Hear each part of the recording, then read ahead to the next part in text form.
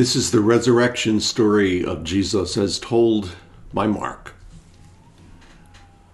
When the Sabbath was over, Mary Magdalene and Mary, the mother of James, and Salome brought spices so that they might go and anoint him.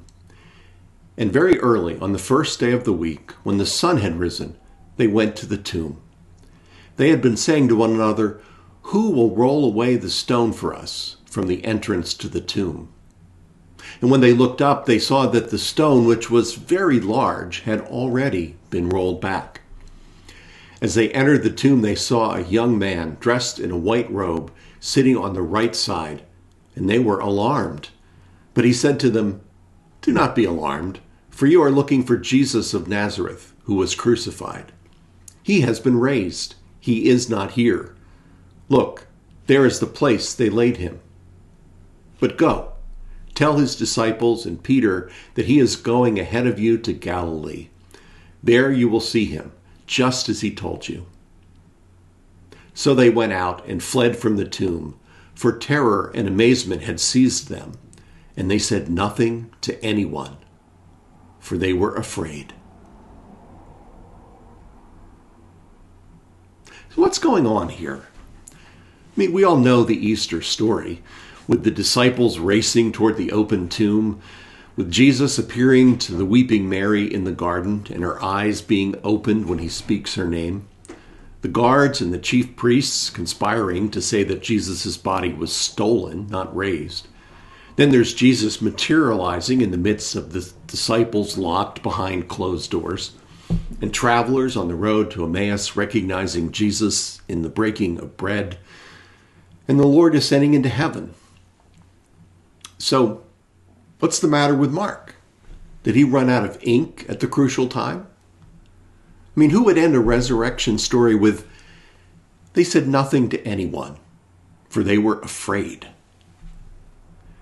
But as the earliest gospel writer, putting his story down closest to the time of Jesus, maybe Mark is onto something. Don't we all live our lives fleeing from death in one way or another, living somewhere between terror and amazement?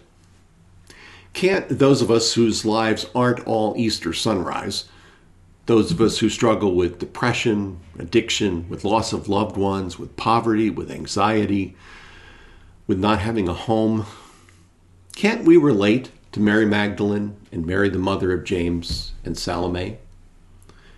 They've been on this exciting journey with Jesus for a couple of years, and the women stayed to the bitter end as Jesus was executed, hoping against hope. But now they've accepted that this story is over.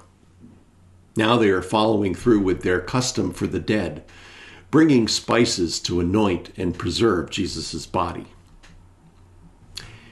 Even though Jesus had explained to them what would happen, that he would die and be raised again, the Marys and Salome are concerned that no one would open Jesus' tomb for them. In fact, they're so preoccupied with this huge, heavy stone that they don't even look up until they get there. And then they're shocked and alarmed that the tomb is open and that a young man, or perhaps an angel, Mark doesn't really specify, is there affirming Jesus' prediction.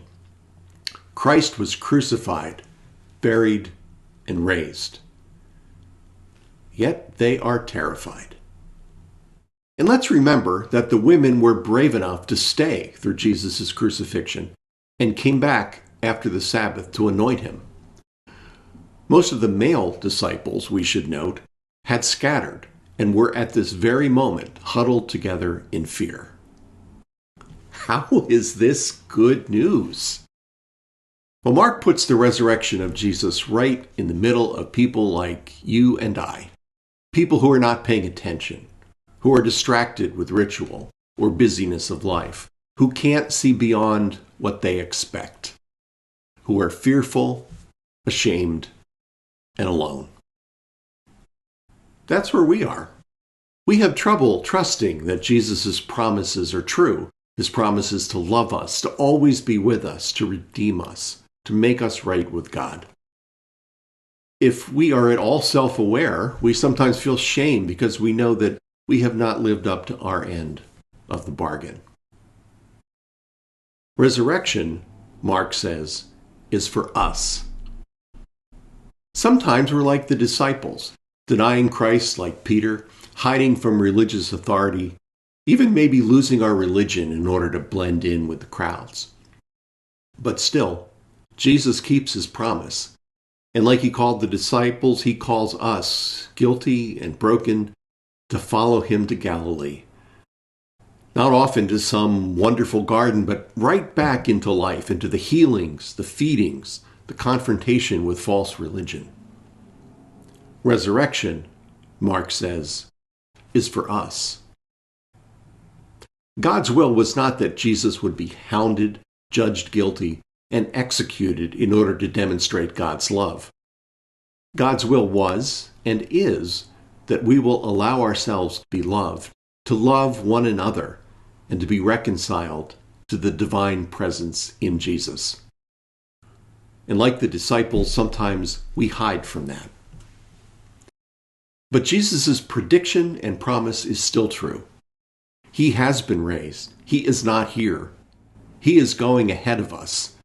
There we will see him just as he told us. So believe this Easter that God is stronger than death. Believe that you will see Jesus as you follow him on the road, encouraging, healing, and blessing. Believe that you are enough, even when the world tells you otherwise. Believe you're enough even when you tell yourself otherwise. Believe that God's love surrounds you even when it looks to your eyes that things are broken and that evil has won. Believe that God is love. After all, resurrection, Mark says, is for us. Amen.